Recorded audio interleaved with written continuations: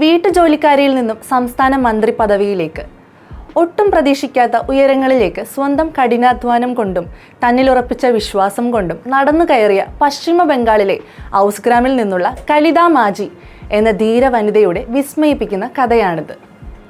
മാസത്തിൽ വെറും 4000 രൂപ വരുമാനത്തിനായി വീടുകളിൽ പാത്രം കഴുകിയും അടിച്ചുവാരിയും ജീവിച്ചിരുന്ന ഒരു സാധാരണ സ്ത്രീ ഇന്ന് ബംഗാൾ ജനതയ്ക്ക് വേണ്ടി പ്രവർത്തിക്കുന്ന ഒരു മന്ത്രിയാണ്.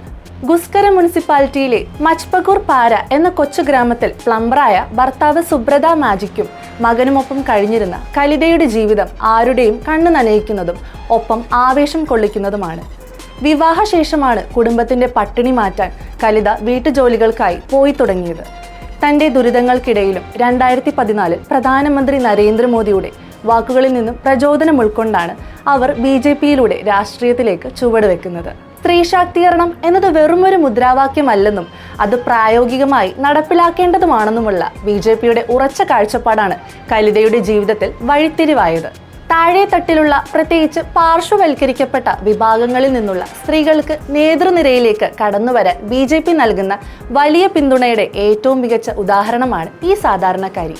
ഒരു സാധാരണ ബൂത്ത് ലെവൽ പ്രവർത്തകയായി തുടങ്ങി തന്റെ സംഘടനാ പാടവം തെളിയിച്ച കലിതയ്ക്ക് പാർട്ടി കൂടുതൽ ഉത്തരവാദിത്തങ്ങൾ നൽകി.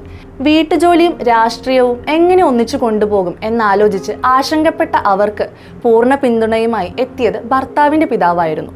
വീടിനു വേണ്ടി കഷ്ടപ്പെട്ടത് മതി, ഇനി സമൂഹത്തിനു വേണ്ടി കൂടി പ്രവർത്തിക്കാൻ അദ്ദേഹം അവരോട് ആവശ്യപ്പെട്ടു.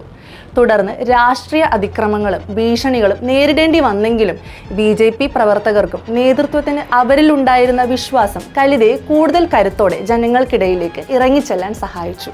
നാരിശക്തിയെ മുൻനിരയിലേക്ക് കൊണ്ടുവരിക എന്ന പാർട്ടിയുടെ പ്രഖ്യാപിത നയത്തിന്റെ ഭാഗമായാണ് ഔസ്ഗ്രാമിൽ അവർ സ്ഥാനാർത്ഥിയായി പ്രഖ്യാപിക്കപ്പെടുന്നത്.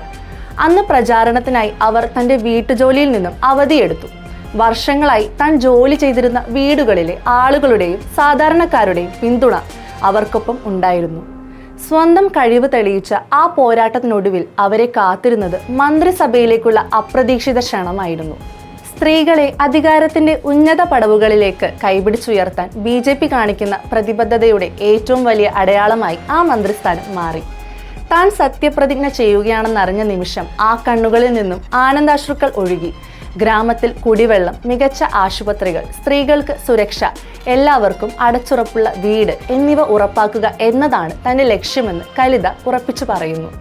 ദാരിദ്ര്യത്തോട് പൊരുതുന്ന ഏതൊരു സാധാരണക്കാരിക്കും വലിയ സ്വപ്നങ്ങൾ കാണാനും ഇച്ഛാശക്തിയും പാർട്ടിയുടെ കരുത്തുറ്റ പിന്തുണയുമുണ്ടെങ്കിൽ അത് സ്വന്തമാക്കാനും സാധിക്കുമെന്ന് കലിത മാജിയുടെ ഈ ജീവിതയാത്ര അടിവരയിട്ട് ഉറപ്പിക്കുന്നു.